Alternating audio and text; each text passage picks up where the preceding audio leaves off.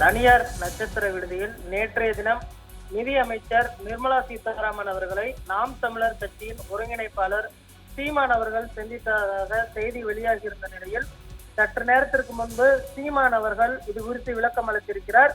நான் நிர்மலா சீதாராமன் அவர்களை சந்திக்கவில்லை, இது போன்று வரக்கூடிய செய்திகளை நான் முழுமையாக மறுக்கிறேன் என்று தற்பொழுது அவர் பேசியிருப்பது பேசு பொருளை கிளப்பியிருக்கிறது. நேற்று ரகசிய சந்திப்பாக இது நடந்ததாக சொல்லப்பட்டு வரக்கூடிய நிலையில் அவர் இந்த சந்திப்பு நடைபெறவே இல்லை, அப்படி ஒரு சந்திப்பே நடக்கவில்லை என்றும் திட்டவட்டமாக பார்த்தோமேனால் மறுத்திருக்கிறார். இந்த நிலையில் வரக்கூடிய 2026 சட்டமன்ற தேர்தலில் கட்சிக்கான பணிகள் தற்பொழுது துவங்கி இருக்கின்றன. சட்டமன்ற தேர்தலில் போட்டியிடக்கூடிய தென்காசி வேட்பாளர் அறிவிக்கப்பட்டிருக்கிறார். அதே போன்று வேதாரண்யத்தில் பார்த்தோமேனால் நாம் தமிழர் கட்சி சார்பாக இடுமாவனம் கார்த்தி அவர்கள் போட்டியிடுவாக அறிவிக்கப்பட்டிருக்கிறார்.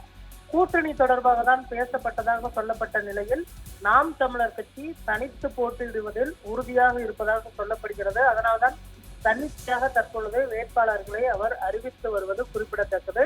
நேற்றைய தினம் இப்படி ஒரு சந்திப்பே நடைபெறவில்லை என்பது குறிப்பிடத்தக்கது என்று அவர் சொல்லியிருப்பது கவனிக்கத்தக்கது.